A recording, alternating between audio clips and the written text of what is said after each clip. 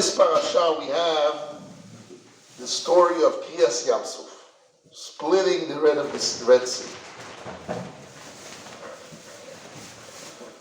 They always say there's a secret behind the secret. Story behind the story. My uncle, when he was young, Zichron Livrocha, he came to fight for the Jewish people against the British, to get rid of them out of Eretz Yisrael. In those days, the British didn't allow the Jews to come from Europe to Eretz Yisrael. There were millions, maybe 2.5 million Jews which were refugees, or more, 2 million, 3 million Jews. A lot of them left to South America, Central America, United States of America. And some of them wanted to come to Palestina. Palestina was Eretz Yisrael, was controlled by the British. And they didn't allow them to come only with a certain amount of certificate they gave, in order that it shouldn't be that Eretz Yisrael would be more Jews than Arabs. They're wicked. Because once it will be majority, you have a problem with an Arab minority. What's wrong? Let us control, that's our land. Because they held a lot of other Arab countries and they won't have problems. So it's all politics for their own selves, own values. But anyhow, they organized from Europe illegal aliyah. They bought boats and they put on a small boat that can fit maybe 200-300 people, they put 8,000 people. Everybody just jumped in, refugees, and they came to Israel, the boat barely came to Israel, limping and who knows what, but they came. Some of them had to park maybe 2-3 kilometers away from the shore of the sea, and they took a small boat, or they swam physically to the shore, like the famous story of Vosner, him and his wife and his daughter, or his son. He's now the rabbi of the Hasidim of Chukas Am Sofer. And they took him in the back and they swam 2 kilometers, or 1.5 kilometers. Mamish, Mesilas Nefesh, until they came to the shore, and they came to some friends in Haifa. All the rest of the people that stayed on the boat, they were grabbed and took away to Cyprus and sent back to Europe. In the beginning of this illegality coming in, some of them went back to Europe and got killed by the Nazis because the war still on. When the war is finished, they just came back and sent them away. And some of them died, and they began to camps for them in Cyprus and other places. It's a terrible times for the Jewish people. Big balagan. So my uncle, he grew up with my grandfather's house, which was very Zionist, very big heart for the Jewish people. Probably that's why my father was Zoiche, to be in Eretz Yisrael, to be in Mount Zion, to be in the Yeshiva, Bal Tshuva, and to help people to do Tshuva, which is a big schus for Hashem, for Klal Yisrael. And somehow Hashem put him into being the first one, and to be the symbol of the father Bal Tshuva movement. Hashem chosen him because probably the roots. My father himself and his uncle and his aunts, they fought, they sent munition to fight against the British. So there's a famous story that my uncle was on a boat was called, the name of the boat was, I forgot the name, Exodus. That was the name. And Exodus was a world famous story, like the Marmara. And they wanted to reconnect it with Gaza. But the Exodus boat was the straw that broke the camel's back that the British left Eretz Yisrael. One of the major reasons left Eretz Yisrael is because on the Exodus there was a senator from America, the United States of America. He went on a boat and he saw the brutal beatings of the British, what they did to the Jewish people. He got out of the boat and he called a conference of newspapers. There was a big influence of politicians to press England to leave Eretz Yisrael. And they left. And then a few other reasons, but that was one of the main reasons that they had to leave Eretz Yisrael. Now, my uncle used to tell us, what was the story behind the story? The story behind the story, that this senator was homosexual. And he had one of the guys on the boat was his wing. Soichem, they say in the language of the Torah. And then when the British came and they killed some of the Jews on the boat because they beat them up and they fought back. And what they did is, my uncle said they had stairs in the middle of the boat going from the deck to the bottom floor. So it was stairs made out of wood, and they cut the stairs and they left very little of it. So when the British ran down to beat up the Jews downstairs, they all stood up, maybe 10, 15, 20 British stood they were running on the stairs, and their weight cracked them down, they fell down, and some of them broke their legs and hands. And that's what they did for them. So they got so angry at the Jewish people inside the boat, that Mamish beat up the Jews and some of them died. One of the people that died was this guy who was a good friend of the senator. That they say got him really angry. And he right away went and he fought with all his energy against everyone, and he got conscience of newspapers, and he announced that America should go against the British. The British should leave in Palestine for the Jewish people. That was Hashem was Megalgil. That was a story behind the story, right? Small talk, the small story behind this, the politics behind the politics, they say. Rabbi told us he sent guns to Eretz Israel. What? Rabbi, Zichron Salah, the Rosh, told us he sent guns to Eretz Israel. Right. That's what he did. He fought, and his uncle fought, and his brother, and his sister. When Golda Meir, the British caught her, so she had to hide. So my aunt, my father's sister, gave her passport. Golda Meir was an American woman. She lived in Wisconsin, next to Chicago.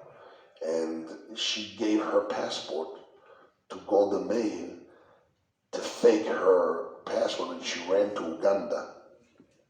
To Kenya and Uganda. Like this, she ran away from the British.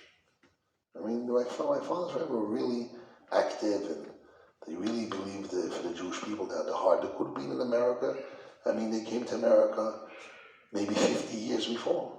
So they had no trouble to sit like all the rest of the Jews, fat, and enjoy the old Jews in Europe, the old timers, and they should get rid of them. They should get the new, modern, smart, educated Jews. Get rid of the old beards and the old primitive Jews. No, they fought for the Jews. They really believe that the Jewish people should have Torah. My father fought for it. So he wanted Torah. He wanted that the state of Israel be a state of Torah. People learning Torah and finding one hand that should have a sword and one hand should have a Gemara or Torah. That's what he believed. When he saw that the state of Israel became non-religious, he ripped his clothes. He sat Shiva. That's what he said. He went to 42nd Street. He sat on the stairs next to the big museum there. And he sat down and he cried. He sat Shiva. Said the state of Israel should have become the state of Torah. And the Yitzchak grabbed it and became a state of non-religious. So he ripped his clothes and he cried for 7 days. Said, I sat Shiva. And then he was very depressed. And he thought to himself, says, what I should do. And he said, you know what? We'll start from education. I'm changing my line from being politics and fighting for land in Israel. Now we're going to change the Jews from inside, from education. And that's what he did. He came to Eretz Yisrael, convinced my mother. They came to Eretz Yisrael. It was poverty in Israel. It was very poor in Israel those days. It's very hard to live here. As Americans, they had a big open land, everybody were running to America. Crazy Americans, you're coming here. The money's there. You're nuts. I mean, today Israel's rich. The money is here. Now. But no, those, the mitzvot. right. In those days, they came to fight for Israel.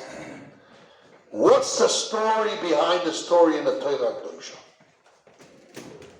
This I heard from my Rabbi, Rabbi Sha'anan Zechet Tzaddik Shavot. My Rabbi, he said he gave us a beautiful Abyonos and Gemusia.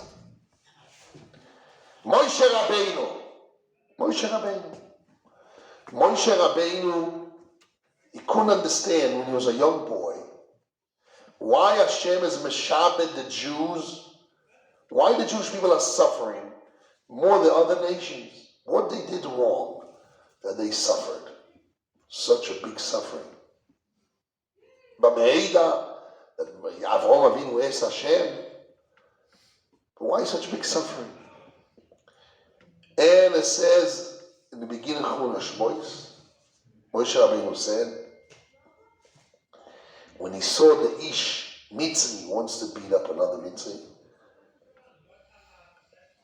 and he killed him, and the next day he walked in the street, and two Jews told him, you want to kill us like you killed that Mitzri with your words, with your mouth? Who was those two people? Who was them? Datan and Aviran. Who was Datan and Aviran? Datan and Aviran was the leftists. Newspapers. Yeah. Paka. Moshe Rabbeinu says, because they speak Lashon Hara, people talk. And that's how they know what I did. Lashon Hara. So Moshe Rabbeinu says, I understand why the Jewish people are suffering because of Lashon Hara. So when Hashem told Moshe Rabbeinu, tell the Jewish people to borrow money, clothing, vessels, gold, silver, from the Egyptians, diamonds, and tell them we're going to a holiday for 3 days, and we're coming back. It's brought down in our parsha. Vayugad lemelech Mitzrayim ki borach ha'am. Pharoh heard that the Jewish people ran away. Vayepach levav Pharoh va'avodov Elohom v'yom azoi sasinu v'eses richvo etzam lokachimoy. And he ran after the Jewish people. It's brought down in Yonos ibn Uziel. I went in front of me, but it's brought down. I saw it before. That Dosan and Aviron were the only two people that stayed in Mitzrayim. Yeah. They didn't go. Why? Because they believed that the Jewish people are only going for 3 days, and they're coming back. How come Dan didn't know about it? It says, brought down and Yonah and Uziel, that was the tikkun of the Jewish people. They were quiet. They didn't reveal the secret. They're not really going for 3 days, and the borrowing of the gold and the silver and the clothing are not for 3 days, are forever. Bye-bye. And those two journalists didn't get the information. And they stayed in Egypt. So they're coming back. Not to go for 3 days, then they're back. Why to go to the desert in the heat? They stayed in Mitzrayim. They were informants.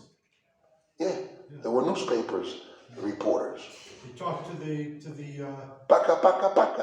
To Mitzrayim, to the Egyptians. Yeah, right. So they said, don't worry, we're coming waiting here. What was the secret, the story behind the story? It says in a post like this. Vayugad lemelech Mitzrayim ki borach ha'am. Was told to the king of Egypt that the Jewish people ran away from Egypt. Rashi says, Ikturim sholachim moem. Pharoh sent messengers together with them.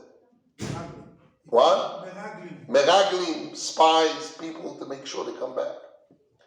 וכיוון שהגיעו ל3 יום שקראו לילך ולושו, once 3 days came up that they set to come back, to go and come back, וראו שהם חוזרים למצרים, they saw the Jewish people not coming back to Egypt, באו והגיעו לפרעה במרבי, they ran back on one day, and by the 4th day, they came to tell to Pharoh.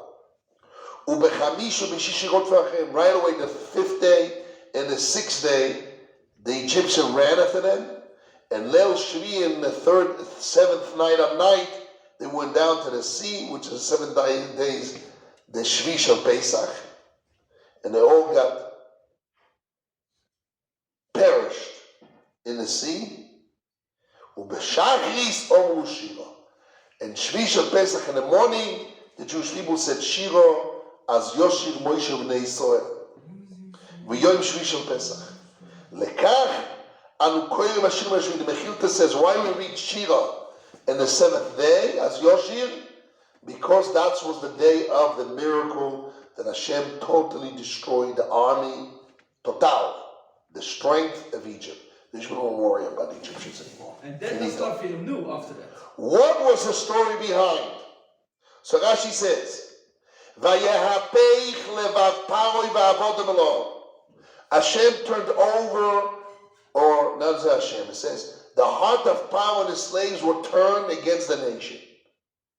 What changed? Vayomu, they said, Ma zois osinu, they said, what the hell we did? What we did? The money. Oh, that's a secret. Kishilachnu is Israel, we send the Jewish people from being slaves. So Rashi has a kasha. What do you mean? 7 days ago, they said, Kumu seu mitochabi, get out from my nation. We don't want you. And they told Pharoh, Ad Mosai zelonu lemoikesh, until when those nations will be for us for abomination or bomb or something that will stop stinging us. Get rid of them. What changed? Now they had the audacity to run after them, to kill them. What changed? So Rashi tells us the secret. Bishvil ma'moinon sheishilum dineros, because of the money that they borrowed. That was the story behind the story. So how Hashem made the Egyptians to run after the Jewish people? What changed? Remember Shikhanis? They got punished 10 times. What made them to change? Money. Money made them to change and to go crazy and to change and run after them. Ramesh, to run. Now, there's a very big shaila.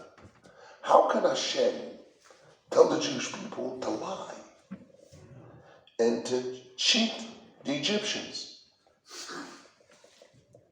You're allowed to lie? Hashem tells them, lie and cheat and deceive the Goyim, the Egyptians.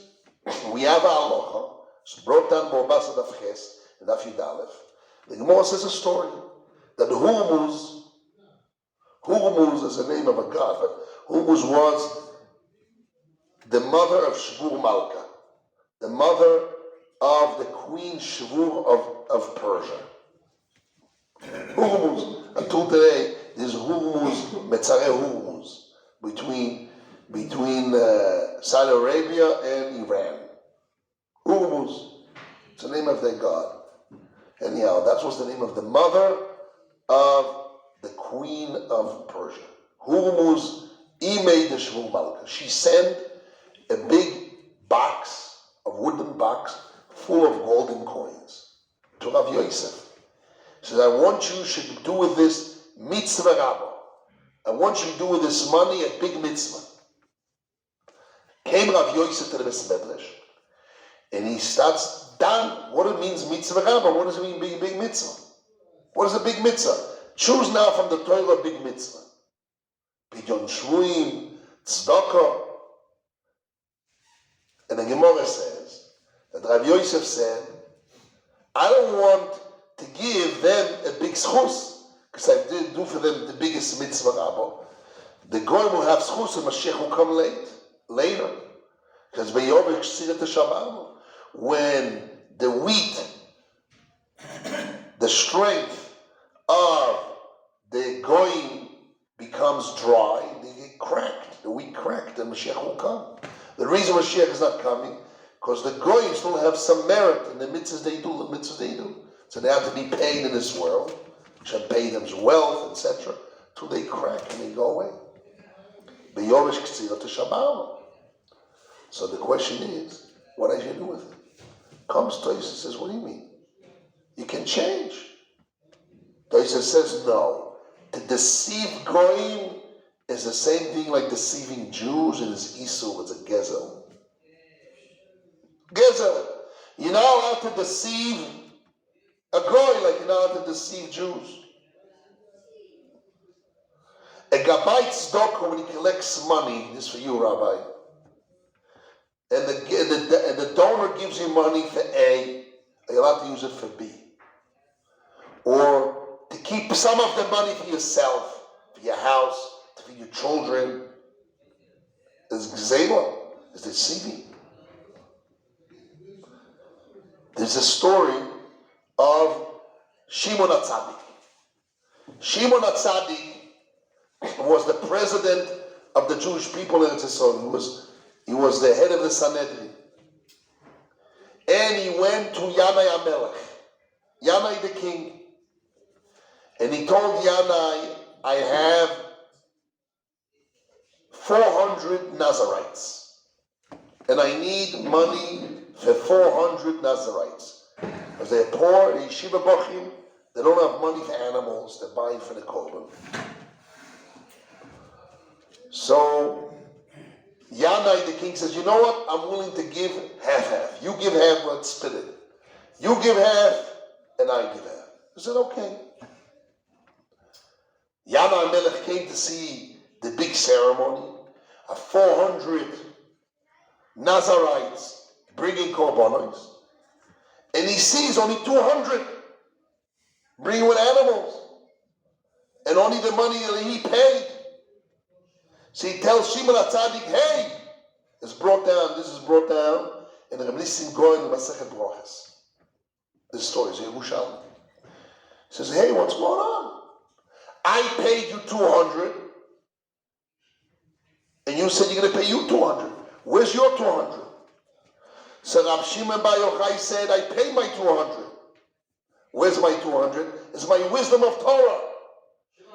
Shimon HaTzadik. He's buried right here in Gvish Mispar Echad in Yerushalayim. He was the Kohen Gadol, the high priest, the big priest in Yerushalayim. Kohen Gadol.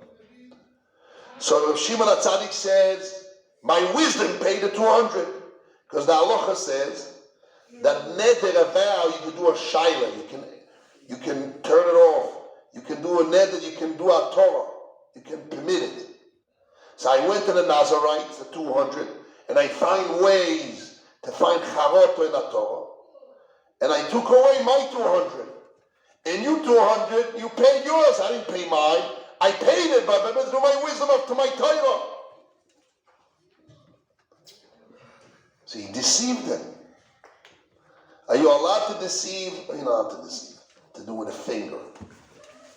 You're not allowed. You're not allowed to deceive Jews, Goyim, and Jews. You're not allowed. So how come HaKadosh Baruch Hu tells the Jewish people to deceive the Egyptians? Somebody said, listen, we worked 200 years or 80 years hard work. They have to pay us for that. They stole our money. They stole our body. And they killed and they murdered. We deserve it. Okay, the Gemara says about Bekama. And the Gemara says about Bekama in the Sugi of Zenene, the Choser says the Choser of Zenene.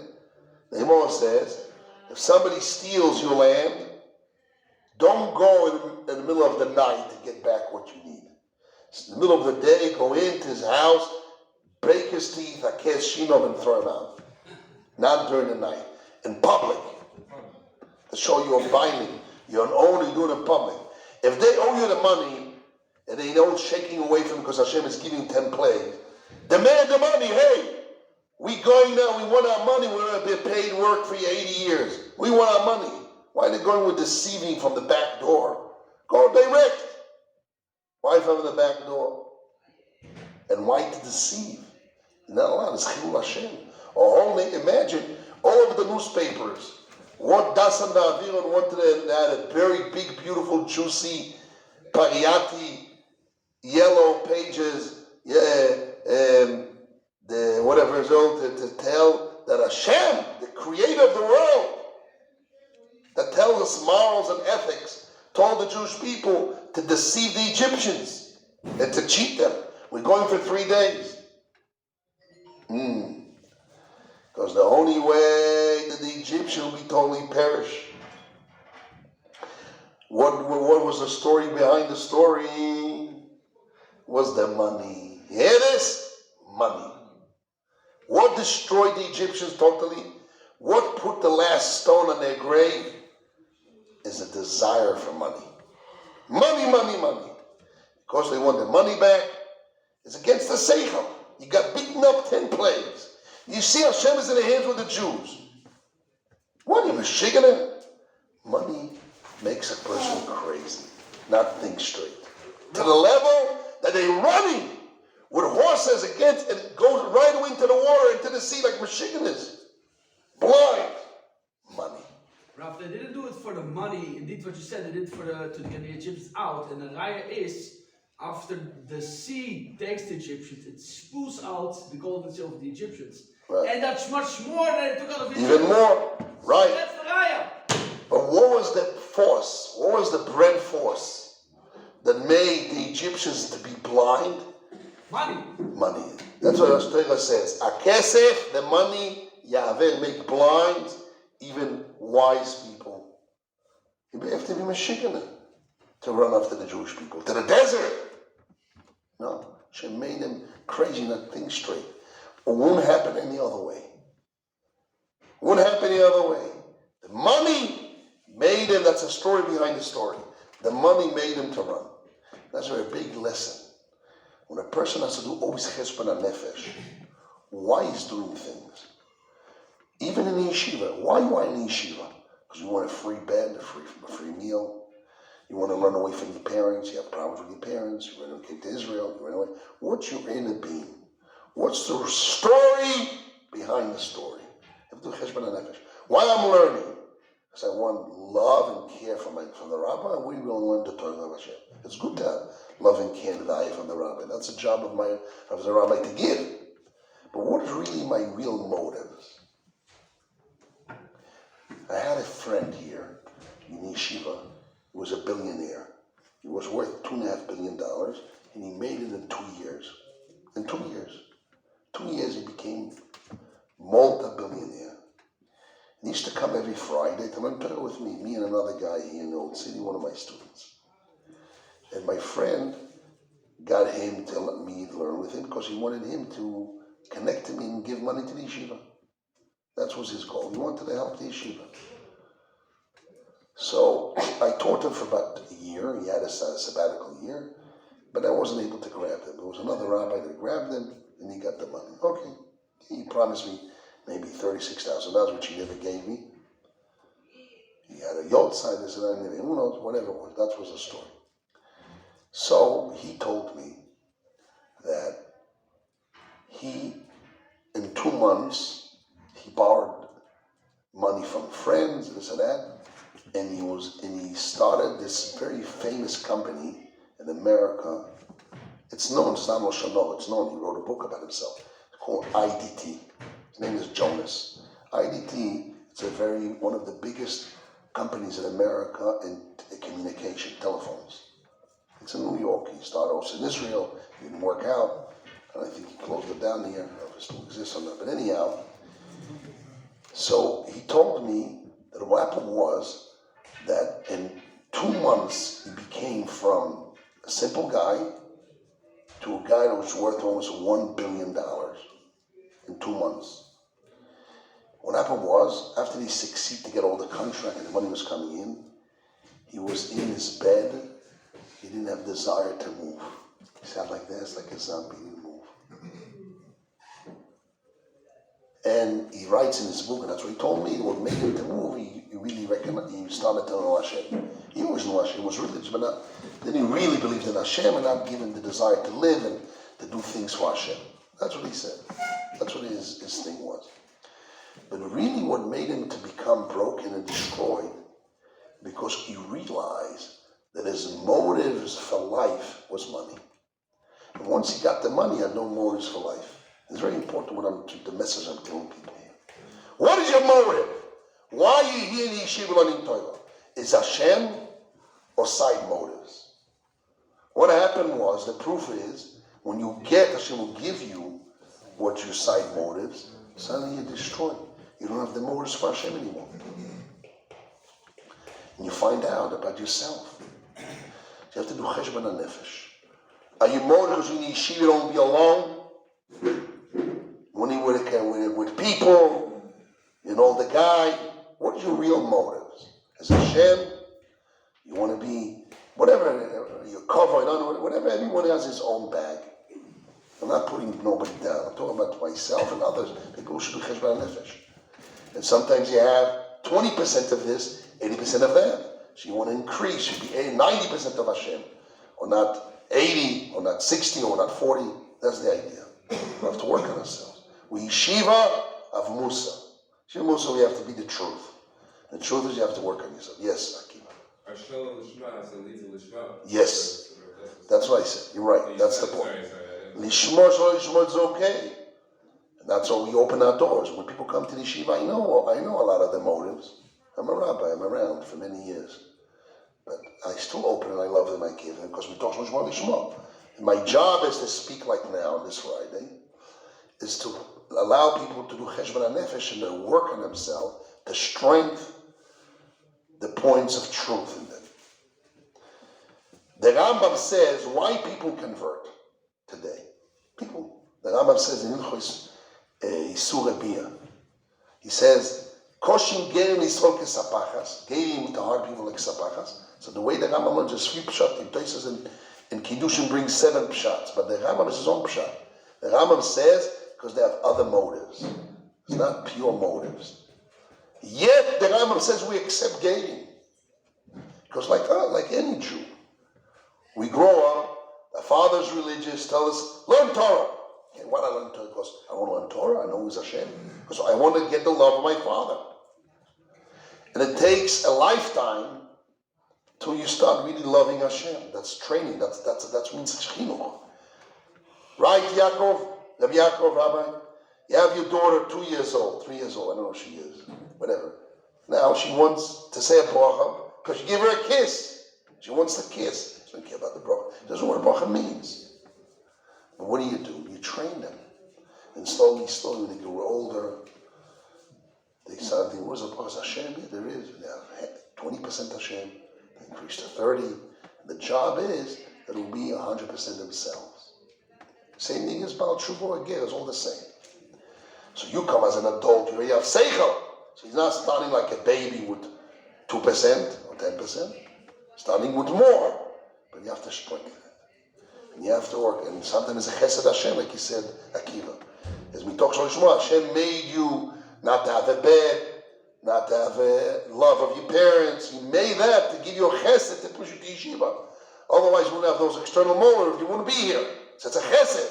Somebody told me, I give value to Jesus. Actually, I didn't even say his name, it's the Zohar's name. He says, why? Because it wasn't for him, I won't be religious, and I won't become to Judaism because I won't find it's fake. And because of it, I turned to Judaism. He says, you're right, there's a svara to that. That's a svara the Rambam says of the thoughts of Hashem is not our thoughts. The reason why Hashem spread Christianity and Muslim in the world, the Mashiach will come, he needs the world to change. After Mashiach, and some gave him before. But that's Hashem's world. He's a Rosh. You can't really give him value. But there's a point to it. So you're true, but you cannot deceive yourself and think yourself, I'm a tzaddik, and I don't have all those lo lishma in me. If you don't really be true to yourself, you always stay with lo lishma. And when you get your goals of lo lishma, you find out you're out of the yeshiva, you're out of learning. What really is your motives? And you have to strengthen it. Yes, I don't know. Yes. Is it not that the Mitzrayim in the end, when they gave the money to the Jewish, they gave it because Hashem put in their heads that they loved Israel? Because if you don't say that... But why Hashem did that? He did it for the Tachlis, but if we don't say that... He did it Tachlis that they will become by nature blind. Exactly. And it will be crazy, Mashiganis, like running to a fire. Yeah, but that way, it's not that the Jews trick them or anything. The Jews No, I'm not saying that. I said that Hashem told us to deceive them. If they will know, maybe they won't give. And Hashem wanted to destroy them. Yeah. And we had justified to it because they always say the story. But it had to be in such a way that even Dosan Va'aviram didn't know about it. And that's why our tikkun. The Rebbe's svara was that with the Jewish people, by doing that, by the Egyptians, they did the tikkun. I'm not speaking Lashon Hara. That even Dosan Va'aviram, the two leftists, the reporters, didn't know about it. That showed the tikkun of Lashon Hara. And that's what gave us the merit for us as Jews, the last straw that broke the camel's back, the merit to leave Mitzrayim. That's another svara I said years ago, in my words of my Rebbe. But anyhow, that's the story behind the story. But my message is not that. My message is what I spoke about being lishmo, being pure. And that's a very hard job. We have to work on ourselves to become true. Doesn't mean we don't have motives. We can't change that we tzaddikim and we saints. No. We know we have motives, but we have to strengthen that truth. And what drives us, or mainly what should be driving us, is the Torah and the truth of Hashem. And that's why we have to work on ourselves. And you do pa'ulot, you do actions.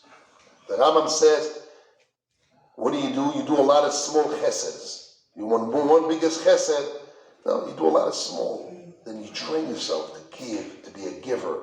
You have a lot of learning. Instead of you learn in 2 hours, you decide to learn 2 hours. You finish in 2 hours, as you know, I'm going to put another 15 minutes. I already decide I'm going to leave. I'm hungry. Another thing I show that I'm really learning from Hashem, really from my bottom of my heart. Another extra push. Those extra pushes that you put in Chesed and learning Torah and mitzvahs and Yiras Shamayim and davening, that breaks you in a being and you do more for Hashem. And what determines a pure person more that little extra. Everybody has good and bad inside. After Chet HaEgel or Chet HaRishon, the good and the bad, the Zama, the Anochas, the Zinus, we have bad and good all the time. There's an Nefesh HaChaim says. It's all mixed. But our job is to strengthen it and to build our truth into ourselves. And sometimes you need a group. Chabuas Musa, a rabbi, like I do here, I give Musa in general, sometimes pray. And it's better to have a chabua, a group of boys, of people, that people tell each other, Musa, last night, was the first time my son gave me Musa. I gave him a kiss. Gave me Musa, he always done good things. So give, Rabbi, these people love you. Yeah. I said, it's all great, but I'm waiting for Musa. Oh, avoy, shicha Musa. If you love someone, you get up in the morning early and you tell him Musa.